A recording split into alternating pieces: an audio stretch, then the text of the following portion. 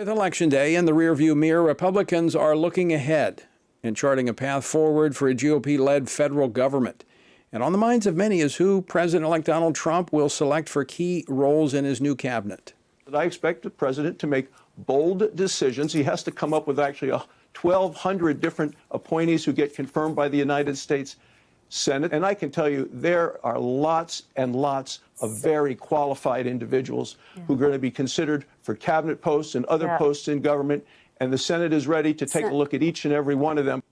That was Wyoming Senator John Barrasso yesterday on Meet the Press. Already some announcements have been made. As I mentioned, Congresswoman Elise Stefanik as the next U.S. ambassador to the United Nations, former acting Immigration and Customs Enforcement Director Tom Homan as the border czar, and some other appointments. So what do these appointments so far tell us about the incoming cabinet, and what might they signal to the rest of the nation and to the world, for that matter?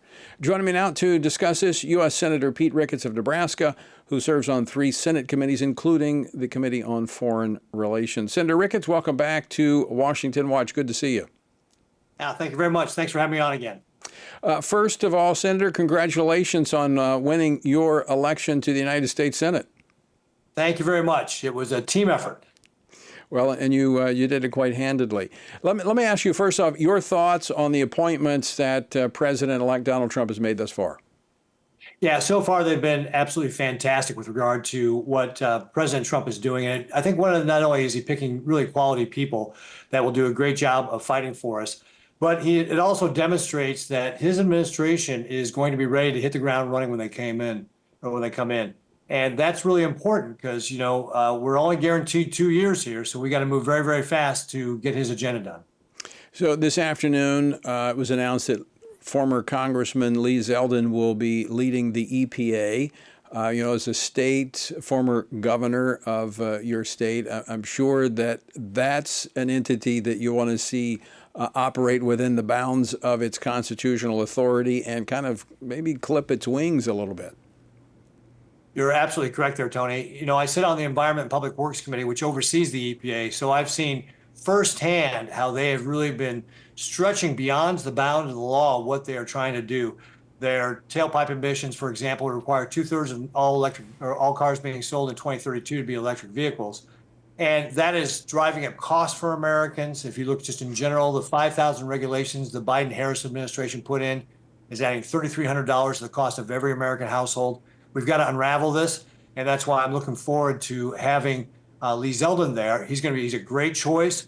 We got to get him confirmed quickly so we can start undoing the damage that the Biden-Harris administration has done over these last 4 years. The amount of overregulation is just burdening American households. It's jamming a big government socialist agenda down our throats, and we got to put an end to it. Senator Ricketts, walk our viewers and listeners through that confirmation process, not just for former Congressman Zelden, but just in general. How's that going to unfold?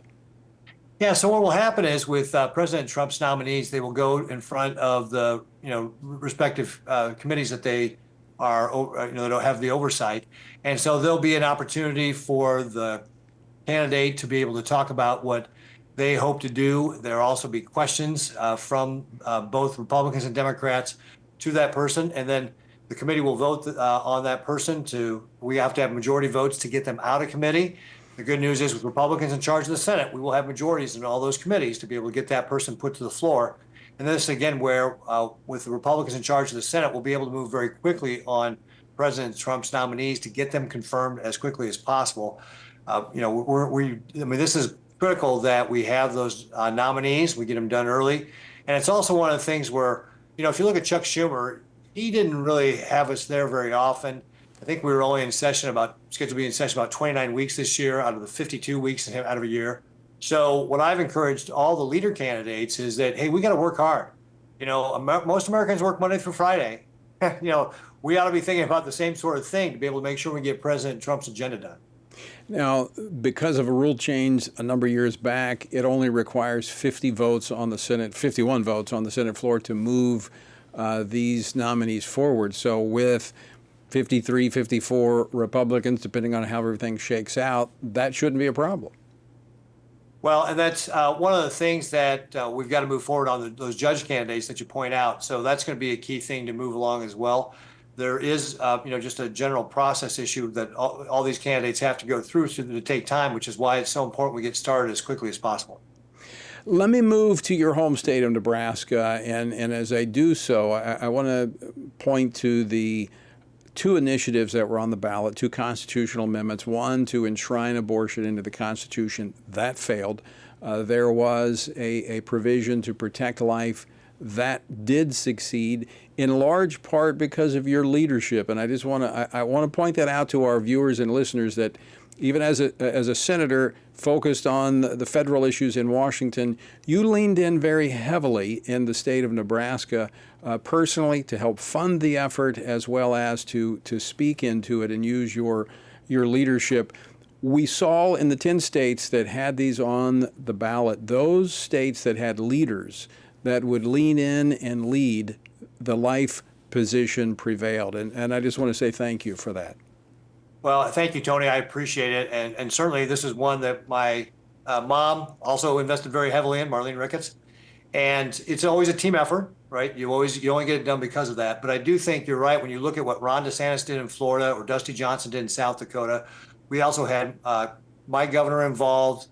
We did a fly around the state in the last few days before the election, and we had Senator Deb Fischer on there. We had Adrian Smith and Mike Flood, two of our congressmen. So I think having publicly elected officials involved in this was one of the key steps.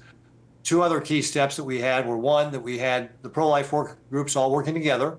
And so that took time to get the coalition working, but everybody pitched in and did a great job. Again, it's a team effort. That was obviously very critical. And then one of the key things is we offered an alternative by giving people something to vote for.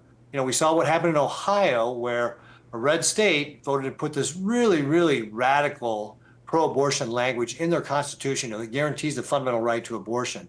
What we did is really focus on, hey, let's take that off the table by giving people something to vote for, and so we can contrast that with our initiative, which took our current state law and proposed to put that in the Constitution, versus just telling people to vote no against their really, really bad one.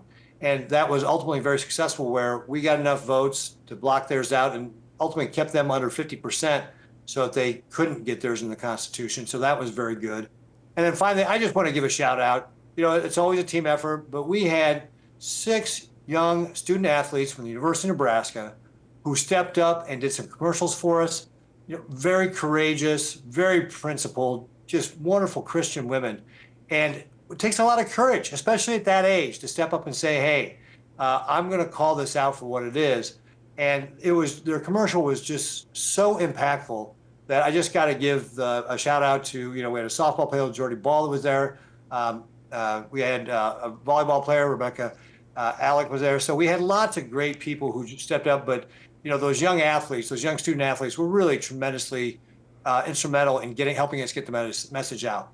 Yeah, you're absolutely right. It's always a team effort, but every team has a leader. And I just, again, want to underscore, because we've seen in the last couple of years, we've seen a lot of Republicans back away from this issue. But every time they've embraced it because it comes from within, and you have a record on this as you were a governor for 2 terms there in Nebraska. When you believe in this, you don't have a difficult time talking about it. And as a result, people will follow. That's what leaders do. And so I appreciate you recognizing the others are part of the team. But I want it to be, we need more leaders, elected leaders, who are not backing away from these issues. And I hope as we move into this new Congress, as we have new members coming in, new senators, new members of Congress, that we will continue to embrace these moral and social issues, which are really the foundation for a nation to be great.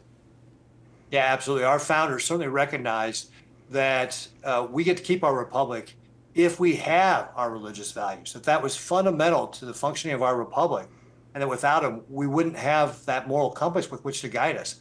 So, and certainly they meant for us to bring those to the public square. So I think it is important that we just continue to talk about these issues. We got to win more hearts and minds.